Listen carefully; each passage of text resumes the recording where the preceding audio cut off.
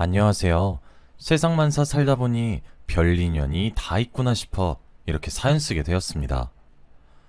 아직도 그때 일을 생각하면 마음이 아파요.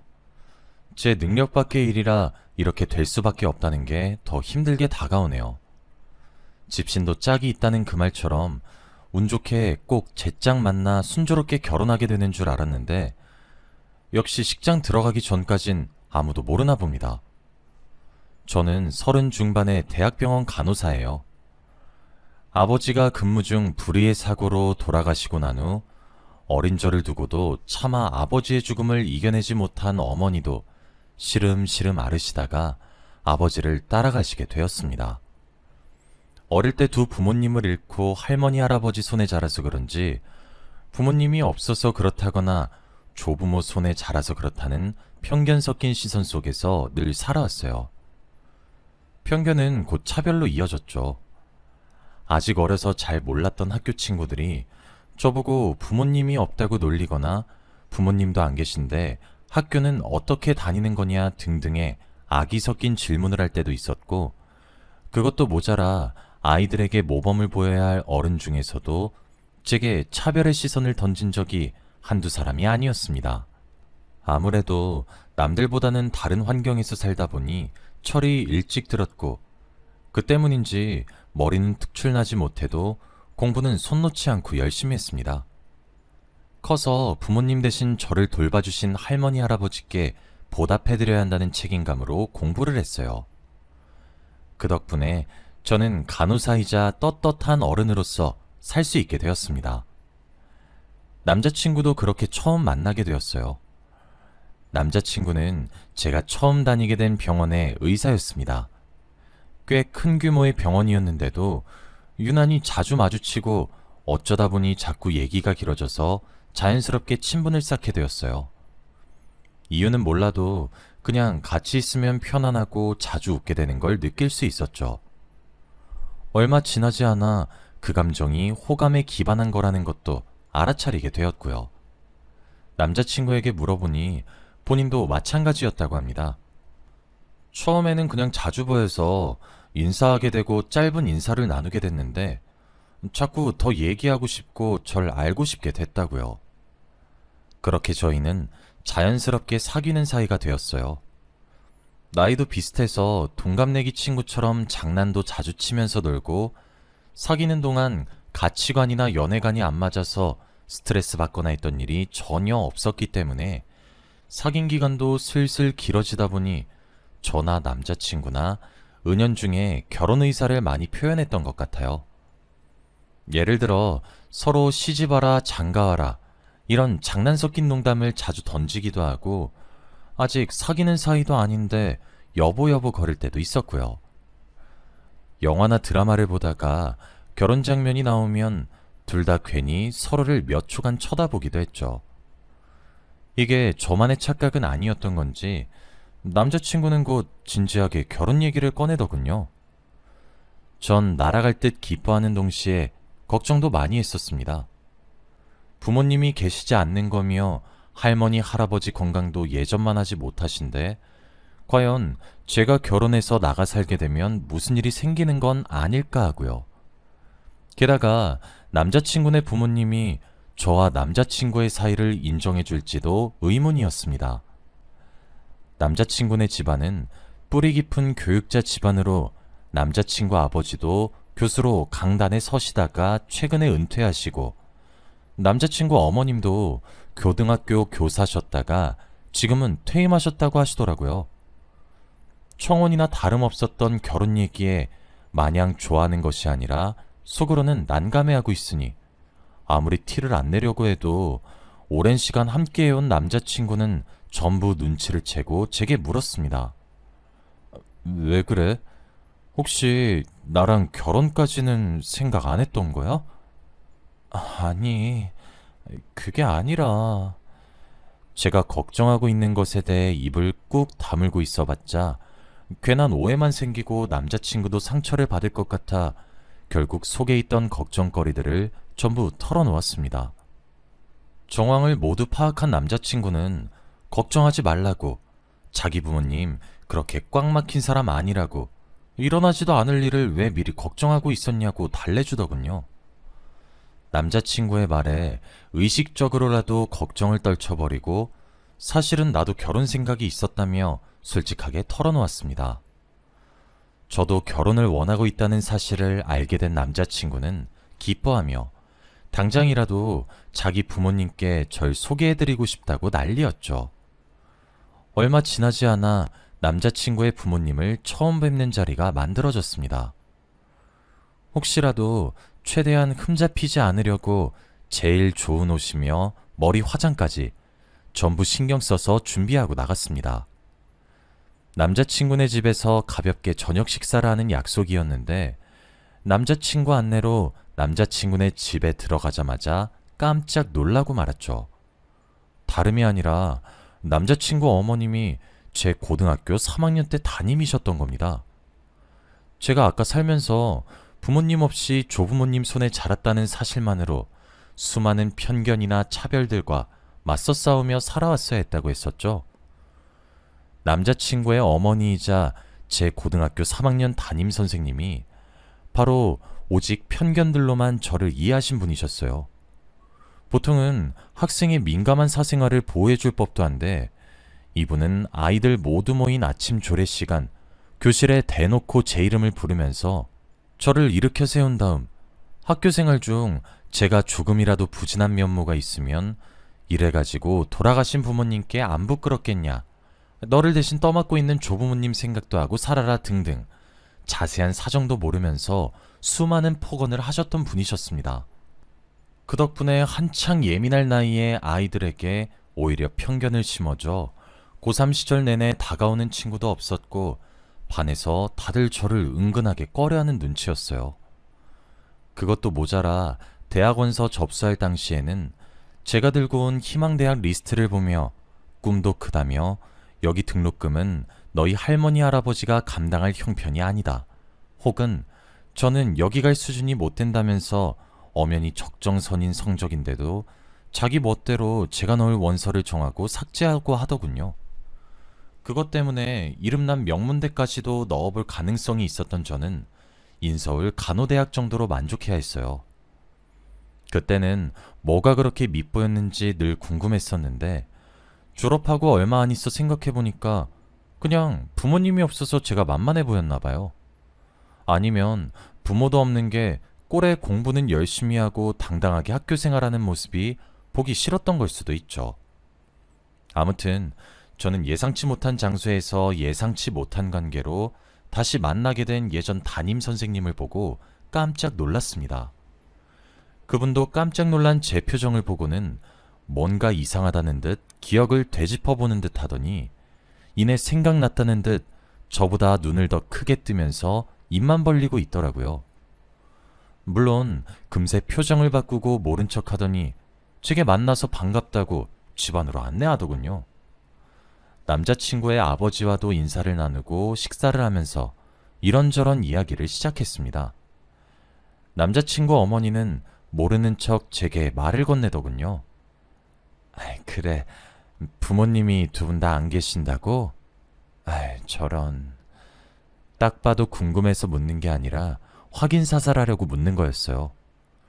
초장부터 제 부모님이 안 계시다는 걸 확실히 해서 제기를 죽이려고 하는 것 같았죠. 제가 고3이던 때랑 수법이 달라진 게 하나도 없는 것 같더군요. 이런저런 어려움이 많았을 텐데 조부모님이 많이 자랑스러워 하시겠어요. 그러면서도 당시에 부모님이 안 계시다는 이유만으로 제게 큰 상처를 입혀놓고 식사 자리에서는 제가 역경을 딛고도 참하게 잘 자란 아가씨인 것 마냥 가증스러운 태도를 취하더군요. 저는 체할 것 같은 분위기에서 식사를 하면서 애써 남자친구 어머니가 저를 모르는 척하는 걸 가만두고 있었습니다. 당장은 아는 체 해봐야 좋을 게 없을 것 같아서였어요. 남자친구는 눈치가 없는 건지 깜빡 속은 건지 식사가 끝나고 오늘 분위기가 정말 좋지 않았냐며 분명 두 분 다 너를 마음에 들어 하시는 거라며 설레발을 치더군요. 물론 그럴 리가 없었죠. 그날은 그렇게 기대에 차서 돌아간 남자친구가 그 후로는 또 부모님과 함께 식사하자는 소리는 물론 더 이상 결혼 계획을 추진하려는 낌새도 안 보이더군요. 저도 어렴풋이 눈치는 채고 있어서 그닥 놀랍지 않았어요. 마음이 아파도 이대로 서서히 남자친구와 끝나는 건가 체념하고 있었죠. 제가 모르는 척 남자친구에게 물어봤어요. 근데 식사 자리 이후로 자기 부모님이 나에 대해 또 다른 말은 없으셨어? 한 번 더 만나봐야겠다느니 아니면 반대한다느니. 그게 사실은 결혼이라는 중대한 사안을 두고 일부러 거짓말을 할 만큼 영악한 사람은 아니었기에 남자친구는 솔직하게 다 털어놓더군요. 눈치를 보아하니 어떻게 하면 제가 상처 안 받게 전달할 수 있을지 계속 타이밍을 재는 중이었던 듯해요. 남자친구가 말하길 사실은 제가 부모님이 안 계신 것 때문에 자기 부모님이 특히 엄마가 너무 심하게 반대하신다고 털어놓더군요. 그러면서 그래도 자기는 포기 안 할 거라고 어떻게든 설득해서 꼭 저랑 결혼하겠다고 다짐하는데 괜히 그 모습에 남자친구의 진심이 느껴져 제 마음도 움직였습니다. 남자친구의 어머니가 제 학창시절에 줬던 상처는 도저히 지울 수 없지만 그래도 남자친구를 위해서라면 용서하고 모른 척하고 평생을 살 수도 있겠다 생각했어요. 그래서 남자친구와 함께 남자친구 부모님께 잘 보이려 온갖 노력을 거듭한 결과 남자친구 아버지로부터 허락을 받아냈고 남자친구 어머니도 비록 탐탁치 않은 태도였지만 자기 남편이 허락하니 일단은 한 번 더 만나보겠다고 기회를 주더군요. 그래서 또 남자친구의 부모님을 뵙는 자리가 마련되었죠. 이번에는 제 고3 담임 선생님이었던 남자친구 어머니께 전해드릴 편지도 써서 자리에 참석했습니다. 전에 사제지간일 때 있었던 일은 여전히 큰 상처이긴 하지만 그래도 선생님을 다 용서할 테니 제발 남자친구와의 사이를 허락해주길 바란다는 내용이었죠. 남자친구의 아버지는 저를 전보다 더 반갑게 맞이해 주셨고 남자친구 어머니는 똑같았어요. 고상한 척, 얌전한 척, 조용히 계시긴 했지만 이 자리 자체가 마음에 안 든다는 듯 코로 소리나게 숨을 내뿜으면서 자기 의사를 분명하게 표현하고 계셨습니다. 식사를 마치고 헤어지기 직전 남자친구와 남자친구 아버지가 차를 가져온다고 잠시 어머니와 제가 둘이 남게 되었을 때 편지를 급하게 전해드렸어요. 그리고 얼마 안 있어 잠시 만나자는 연락이 오더군요. 약속한 카페에 도착하니 남자친구 어머니는 미리 앉아 계셨어요. 제가 다가가서 오랜만이에요 선생님 하고 인사드리니 기가 찬다는 듯 하 하고 웃더니 저를 노려보더라고요. 그리곤 자기 가방에서 제가 준 편지를 대충 툭 던지더니 말했습니다. 뭐? 나를 용서해? 네가 뭔데 나를 용서해? 용서하고 자시고가 어딨어? 내가 뭘 잘못했는데? 부모 없어서 부모 없다고 한 게 잘못이야? 고작 그런 걸로 상처받는 네가 잘못된 거지. 이게 어디 선심 쓰는 척이야? 예전부터 사사건건 마음에 안 들었는데 이런 식으로 만나게 될 줄은 또 몰랐네. 선생님, 진정하세요. 뭐? 고아 주제에 이게 어디다 대고 명령질이야? 이래서 고아는 안 된다니까? 부모가 없어서 그런지 위아래도 모르나 봐? 경멸 어린 눈초리로 저를 보며 속사포처럼 막말을 퍼붓던 남자친구 어머니는 자기 분에 못 이겨 제 뺨을 있는 힘껏 내려치더군요. 엄청난 힘에 쏠려 저는 의자 아래로 넘어지기까지 했습니다. 그러면서 주제를 알라느니 온갖 망언을 하셨는데 갑작스럽게 맞아서 뺨은 얼얼한 데다 귀가 울려서 제대로 들을 수가 없었어요. 제가 눈만 껌뻑껌뻑 거리면서 정신을 차리고 다시 일어나려 하는데 남자친구 어머니는 거기에 대고 테이블에 놓인 찬물까지 끼얹으면서 말하더군요. 이러고도 뻔뻔스럽게 용서니 뭐니 한 번만 더 그때 얘기 내 앞에서 입 뻥끗 해봐. 그땐 아주 정말 아작을 내줄 테니까. 남자친구 어머니가 일으킨 소란으로 카페 안의 모든 사람들은 차마 끼어들지는 못하고 쥐죽은 듯 은근하게 저희 테이블의 눈치를 살폈어요. 남자친구 어머니는 그런 시선도 아랑곳하지 않고 자기 외투를 조금 털더니 아무렇지 않은 척 카페를 나가려고 했죠. 그때였습니다. 갑자기 카페로 경찰관 두 분이 오셔서 남자친구 어머니를 멈춰 세웠습니다. 남자친구 어머니는 당황한 듯 이게 뭐 하는 짓이냐고 또 고래고래 소리를 지르셨죠.